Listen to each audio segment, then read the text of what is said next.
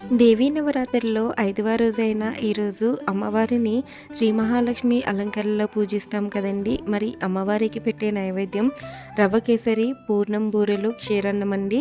ఇందులో రవ్వ కేసరి ఎలా ప్రిపేర్ చేసుకోవాలో చూద్దాము. హలో అండి అందరికీ, నేను మీ Revathi. Welcome to SSN blogs. అందరూ ఎలా ఉన్నారు? బాగున్నారా? నేనైతే చాలా బాగున్నానండి. మీరంతా కూడా ఎలా ఉన్నారో కామెంట్ సెక్షన్లో కామెంట్ చేయండి. ఇప్పుడైతే వీడియోలోకి వెళ్ళిపోదాం. ముందుగా ప్యాన్లోకి 2 టేబుల్ స్పూన్ల వరకు నెయ్యి తీసుకొని బాదం, జీడిపప్పు దోరగా వేయించిన తర్వాత కిస్మిస్ కూడా వేసి వేయించుకొని పక్కకు తీసుకోవాలండి. ఇప్పుడు ఇదే నెయ్యిలో 1 గ్లాస్ వరకు సుజి రవ్వ తీసుకుంటున్నానండి. మనం స్టార్టింగ్ నుంచి ఎండింగ్ వరకు కూడా వేసేవన్నీ ఒకే మెజర్మెంట్ మీద తీసుకోవాలి.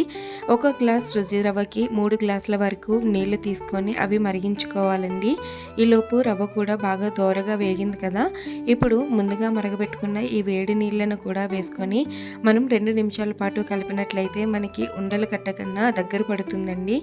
ఇలా దగ్గర పడిన తర్వాత మనం ఏ గ్లాస్తో అయితే సుజి రవ్వ తీసుకున్నామో అదే గ్లాస్తో 1.5 గ్లాస్ వరకు షుగర్ తీసుకొని ఈ దగ్గర పడిన తర్వాత ఇందులో మిక్స్ చేసి బాగా కలుపుకోవాలండి.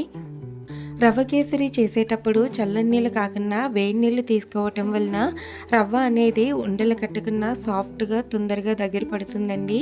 ఇప్పుడు వేసిన ఈ షుగర్ కూడా అంతా కరిగి దగ్గర పడుతుంది అన్న టైంలో ఇలాచీ పౌడర్ కూడా యాడ్ చేసుకోవాలండి. ఇక్కడ నేను నైవేద్యాల కోసమని కొద్దిగా షుగరు, ఇలాచీ 2 కలిపి పౌడర్ చేసుకొని పెట్టుకుంటానండి. చూడండి, రవ్వ బాగా ఉడికి ఈ కన్సిస్టెన్సీ వచ్చిన తర్వాత ఫైనల్గా 2 టేబుల్ స్పూన్ల వరకు నెయ్యి తీసుకొని ఈ రవ్వ మిశ్రమం అంతటికి పట్టే విధంగా 1 నిమిషం పాటు బాగా మిక్స్ చేసుకోవాలండి.